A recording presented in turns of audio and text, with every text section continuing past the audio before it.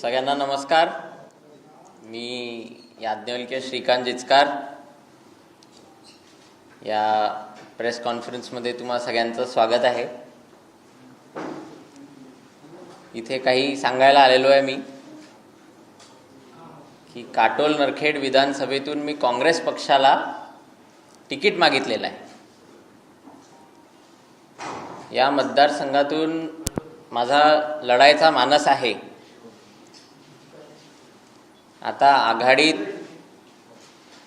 ही seat कोणाला सुटेल हे सध्या काही स्पष्ट नाही, पण मी माझी भूमिका इथे मांडायला आलेलो आहे। काटोल नरखेड विधानसभेतून जर ही सीट काँग्रेस पक्षाला सुटली नाही तर मी अपक्ष म्हणून इथून निवडणूक लढवणार आहे। ही निवडणूक लढायचे काही कारण आहेत।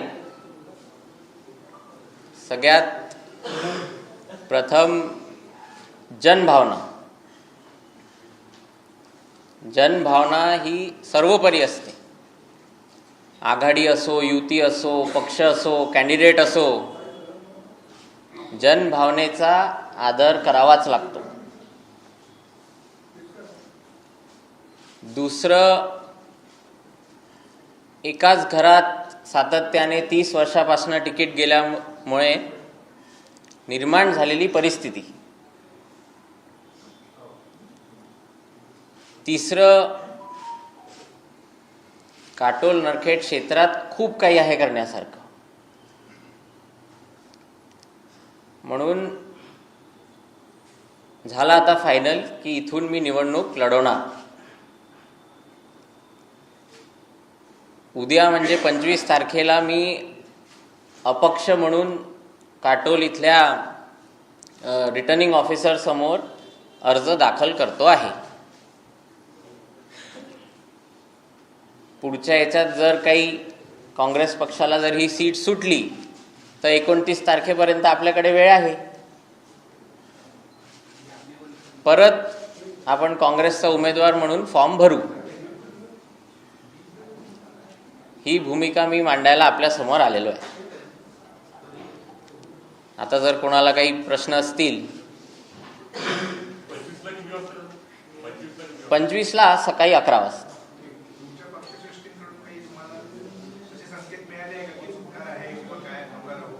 मी संपर्कात आहे, सगळ्या पक्षश्रेष्ठींची संपर्कात आहे। चाललाय, प्रयत्न पूर्ण चालले आहेत आणि मला आशा आहे की ही काँग्रेस पक्षाला सीट सुटेल।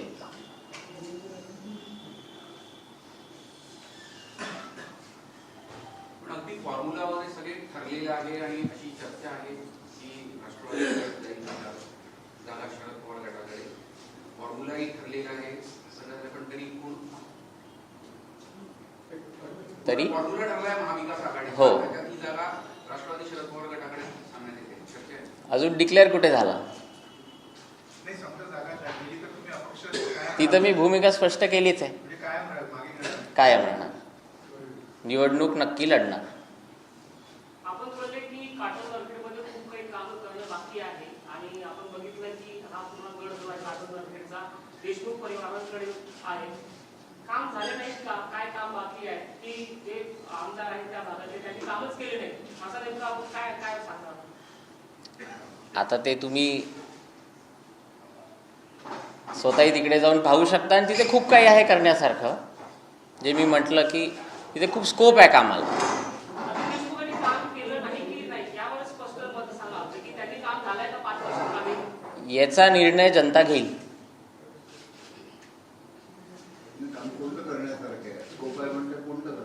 भरपूर काम आहेत, जसं आता शिक्षणाचे तिथे खूप सोयी वाढवायची गरज आहे, आरोग्याचं आहे, उद्योग आहे, भरपूर गोष्टी आहेत, रोजगार आहे, बेरोजगारी खूप आहे, अजून इतर पण खूप तिथे कामं आहेत करण्यासारखी। तुम्ही निवडून आले तर पहिलं काम काय करणार? तुम्ही अगर निवडून आले तर पहिलं काम काय करणार? जसं मी आत्ता सांगितलं की बेरोजगारी हा खूप मोठा विषय आहे, सगळीकडेच आहे. तर रोजगाराचा विषय हाती घेऊन जास्तीत जास्त मुलांना आपण कसं रोजगाराशी जोडता येईल, उद्योग कसे आणता येतील, तिथे शिक्षणाच्या सोयी अजून कशा सुधारता येतील, शेतकऱ्यांसाठी काय करता येईल, महिलांसाठी काय करता येईल, या सगळ्या गोष्टींवर आपले कामं चालणार.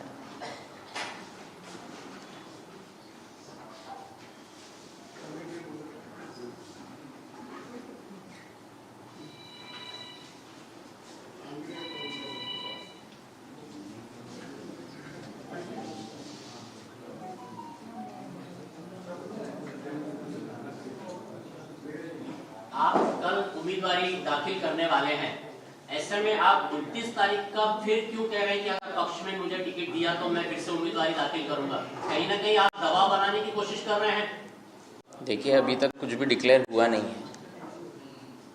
अलायंस में, आघाड़ी में कांग्रेस को छूट रहा है या किसी और को छूट रहा है. तो जैसा मैंने मेरी भूमिका स्पष्ट की कि अगर कांग्रेस को नहीं छूटा तो मैं अपक्ष करके लड़ रहा हूँ. तो मैं कल 25 तारीख को काटोल में फॉर्म भर रहा हूँ. अगर कांग्रेस को छूटी सीट तो फिर से एक और फॉर्म भरेंगे.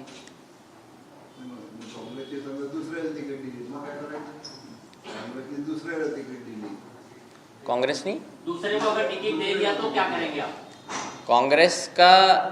कांग्रेस को अगर वो सीट छूटी वहाँ पे तो वो टिकट अपने को ही मिलेगा. जैसा आप कह रहे हैं कि कांग्रेस को तो आपको ही मिलेगी, ऐसा देशमुख जी को पूरा विश्वास है कि सीट किसी भी हालत में राष्ट्रवादी को ही मिलेगी और वही लड़ेगी. बेटा उनका नुकसान, वो भी उनका उनके पार्टी का विषय है कि उनके इसमें उनको छूट रही है या उनको मिल रही है, उस पर मैं कमेंट नहीं कर सकूंगा. मैंने मेरी भूमिका स्पष्ट की है.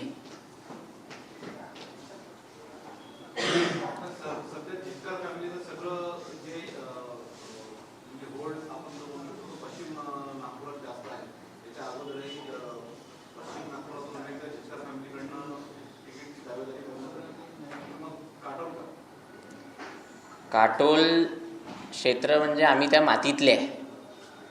मी त्या मातीतला आहे.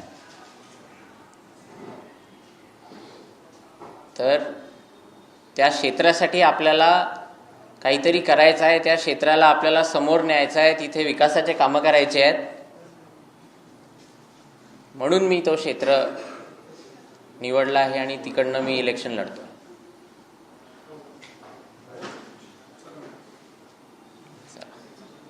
अजून कोणी? What are your strengths? As in public support. That is my biggest strength. जो प्रतिसाद, जे प्रेम जनतेकडनं मिळून राहिला आहे, हीच सगळ्यात मोठी माझी स्ट्रेंथ आहे. जनसंपर्क सुरू झालेला आहे का? आधीपासून आहे? 3 वर्षापासून मी तिथे तयारी करतो आहे आणि फक्त 3 वर्ष नाही. जसं मी सांगितलं, आम्ही त्या मातीतले आहे. तर आधीपासून आम्ही तिथे वेगवेगळे आमच्या प्रतिष्ठानाच्या याच्यातून, वैयक्तिक याच्यातून आमचे कामं चालतातच.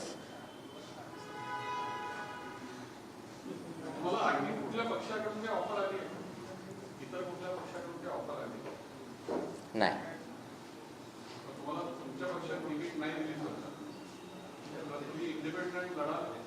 मी आल्याबरोबर तीच भूमिका स्पष्ट केली की जर काँग्रेसला जर ही सीट सुटली नाही तर मी अपक्ष म्हणून निवडणूक लढवणार आहे. आपल्या लढण्यामुळे महाविकास आघाडीचं नुकसान होऊ शकते. आपण काँग्रेसचे नेते आहात आणि महाविकास आघाडीचं नुकसान होईल तर पार्टी याला सगळं बेर करेल का? कशाला? पार्टी बेर करेल का आपल्याला? आपण जे बोलतोय का पक्ष लढण्यासाठी मी तयार आहे, पार्टी एक्सेप्ट करेल का सगळ्या गोष्टी? तुम्हाला पार्टी ठेवणार का त्यानंतर? आता अजून डिक्लेअर तर होऊ द्या. डिक्लेअर तर होऊ द्या सीट. कोणाला सुटते आहे, कोणाला नाही. आणि पार्टी काय हे करेल तेव्हाच तेव्हा पाहू.